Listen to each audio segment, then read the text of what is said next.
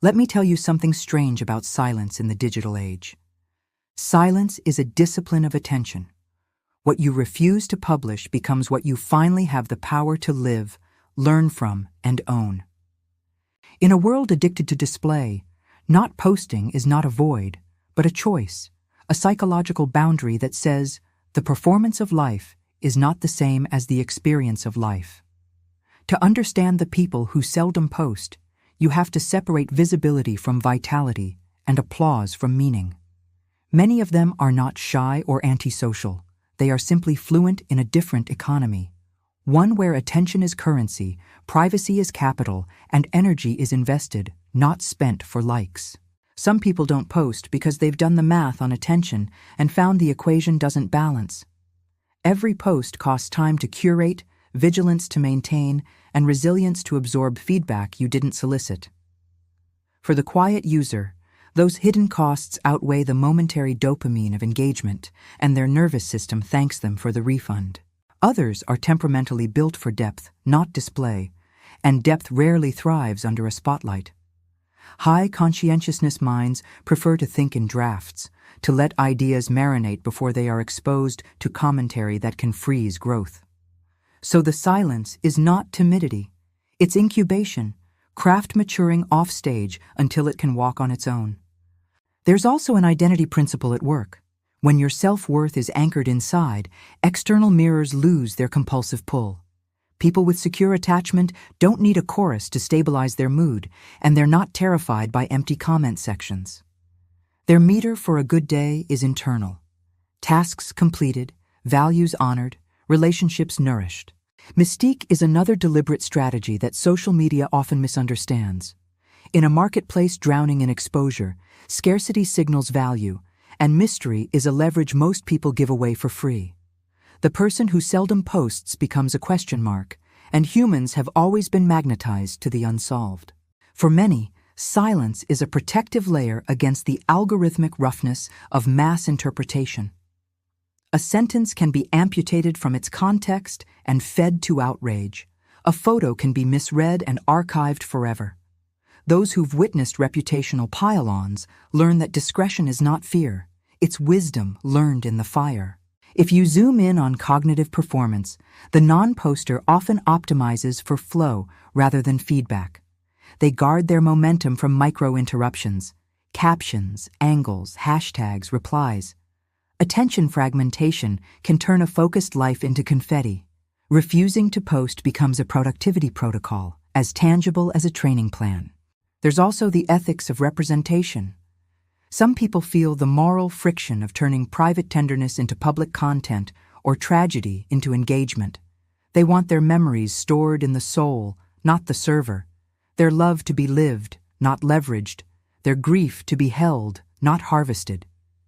Cultural wisdom plays a part too. In some communities, privacy is protection and humility is hygiene. Blessings, they say, grow best in the dark. The loudest table attracts the sharpest eyes, and the quiet household sleeps better. The non-poster is following ancestral risk management, not modern insecurity. From a Jungian lens, the non-poster is sometimes deep in individuation, the work of integrating the shadow and consolidating the self. Rather than scattering identity into curated fragments, they pull their pieces inward and earn coherence in private. Their progress is measured in projections withdrawn, not followers gained. There is a trauma-informed angle that can't be ignored.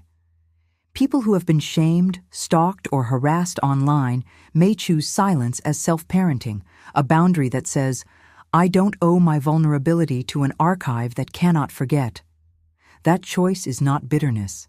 It is a nervous system choosing safety over spectacle. Professionals in sensitive roles often minimize digital footprints because the stakes are real. Teachers, therapists, executives, attorneys, soldiers, and public servants understand how a single misconstrued post can haunt a career. In such contexts, silence is not a quirk. It is insurance, prudence, and respect for the gravity of their duties. For creators, the forge of obscurity is underrated. Most masterpieces live long, unposted seasons while they shed their clumsiness and gather integrity. When sharing finally happens, it's from abundance, not hunger. The audience becomes a gift, not a bandage. Minimal posters are not absent from social life. They just route around the stage. They prefer DMs to declarations, phone calls to threads, dinners to live streams. They build small fires and sit close, trading ambient popularity for intentional intimacy. The idea that not posting equals irrelevance collapses under simple observation. A surgeon who never posts can save a life. A mentor who never posts can alter a destiny. A parent who never posts can form a soul.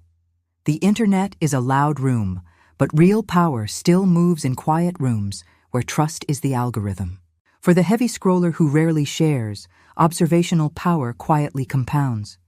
They notice patterns, what triggers conflict, what calms a friend, which ideas persist after the trend expires.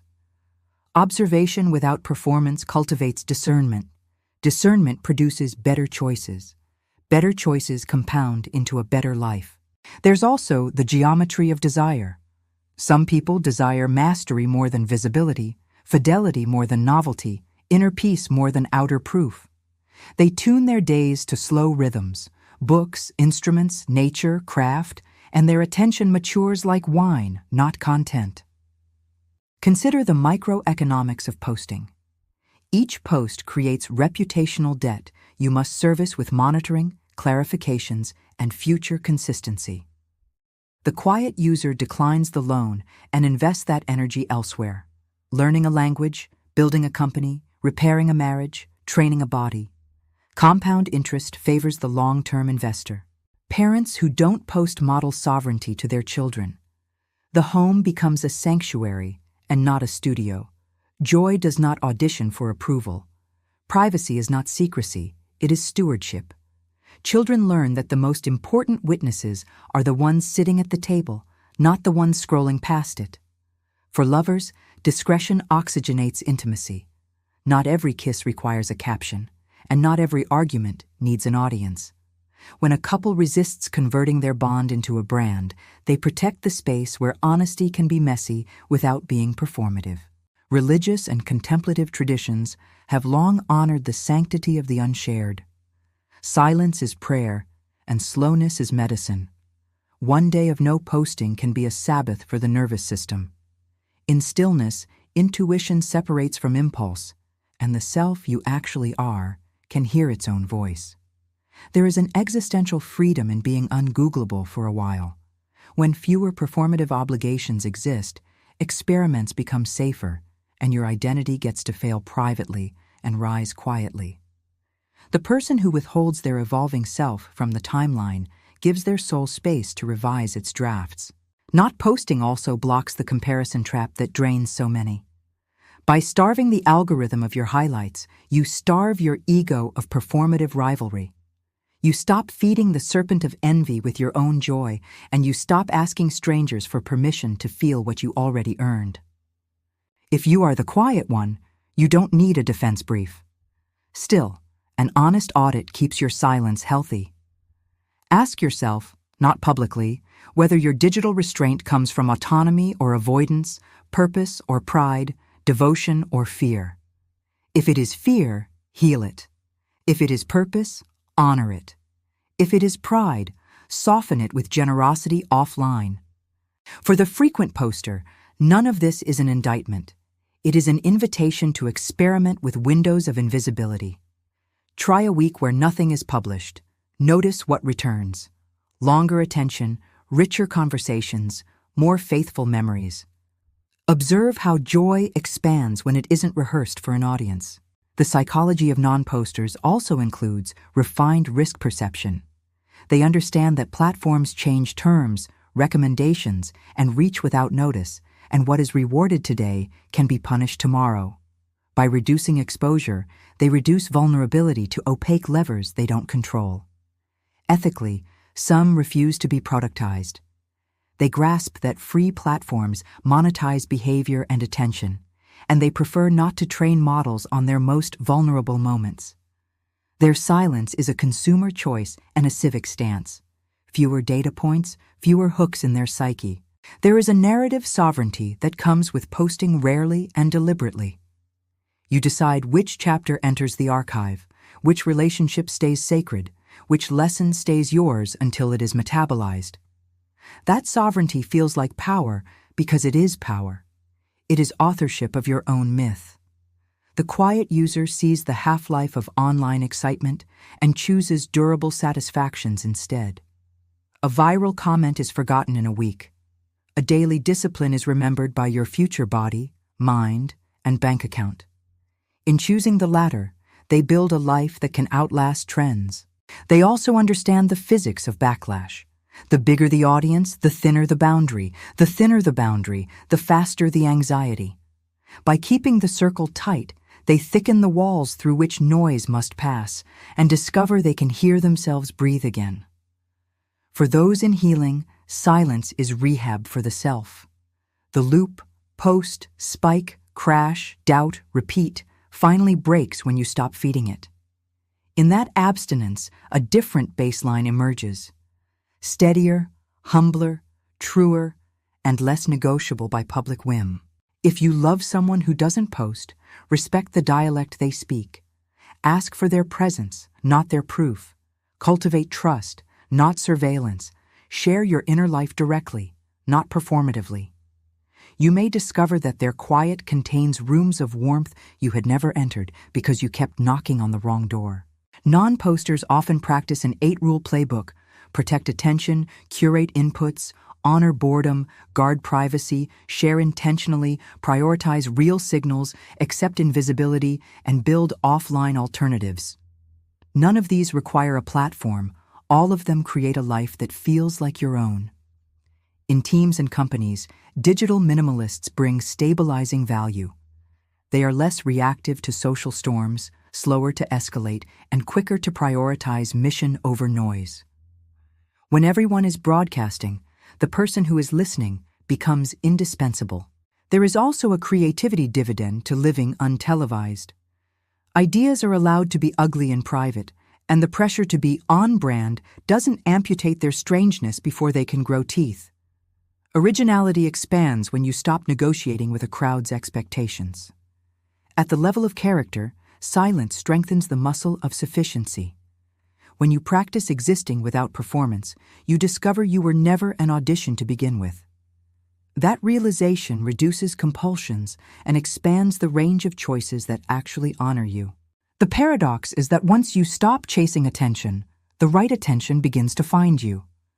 Rooms that value substance feel like home, and people who cherish privacy become your tribe.